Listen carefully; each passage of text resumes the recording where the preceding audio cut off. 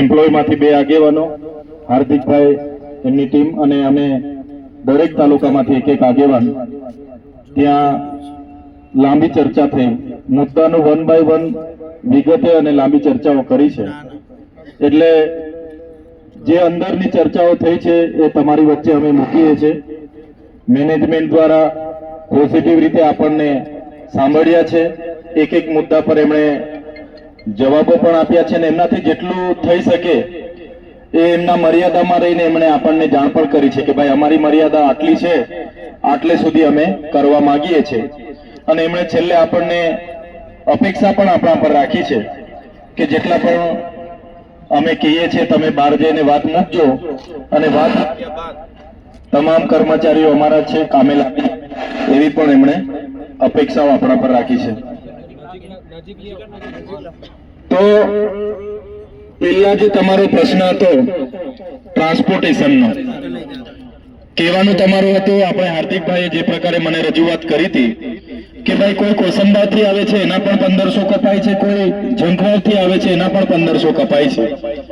ત્યારે કોણ ક્યાંથી આવે છે એ પ્રકારે એ નક્કી કરશે એ લોકો કે ભાઈ ઝંખવાડના કેટલા છે, કામરેજના કેટલા છે, ને એના કિલોમીટર પ્રમાણે આવનારા દિવસોમાં વિભાગો પાડવામાં આવશે કે ભાઈ 10 કિલોમીટર છે, 20 કિલોમીટર છે, 30 કિલોમીટરના છે, ને એ પ્રકારે તમારા પર ભાડું લેશે એ લોકો.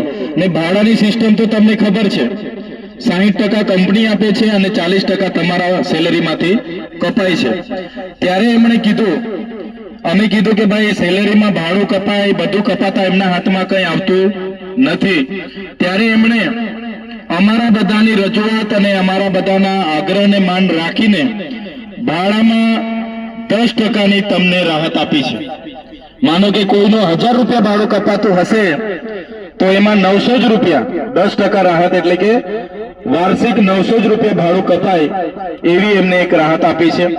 બીજી તમારી રજૂઆત કેન્ટીનને લઈને હતી કે ભાઈ કેન્ટીનમાં અમે જઈએ એટલે અડધો કલાકનો જ અમને સમય આપે છે.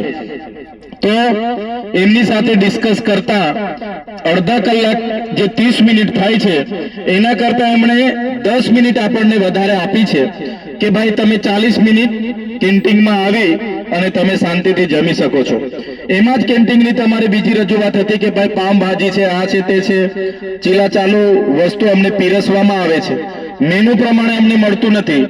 ત્યારે એમને અમે સ્પષ્ટ કહી દીધું છે અને એમના કોન્ટ્રાક્ટરને પણ એ લોકો કહી દેશે કે તમને દાળ, ભાત, શાક, રોટલી અને પાપડ કચુંબર મળે એની માટે પણ અમે રજૂઆત કરી છે અને એ લોકોએ માન્ય રાખી છે કે જે હમણાં નવી કેન્ટીન ચાલુ થવાની છે તેમાં તમને એક ટાઈમ દાળ, ભાત, શાક, રોટલી, પાપડ અને કચુંબર મળશે.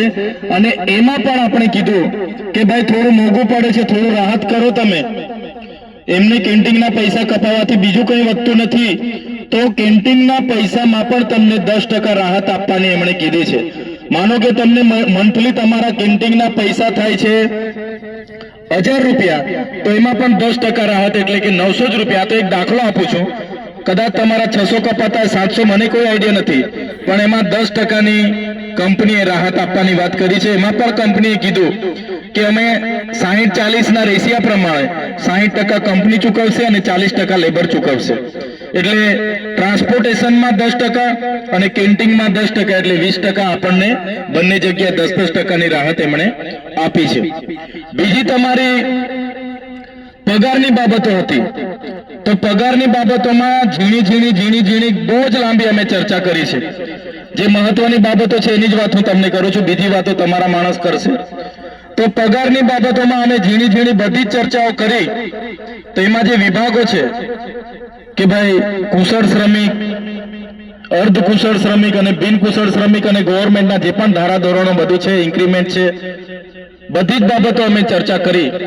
તો એમણે અમને સ્પષ્ટ કીધું છે કે હમણાં જે પણ લોકો મહિનાના 26 દિવસ ભરશે એ લોકોને અમે હાલમાં 17,500 હાલમાં મળશે અને 1100 રૂપિયા ઇન્ક્રીમેન્ટ મળશે.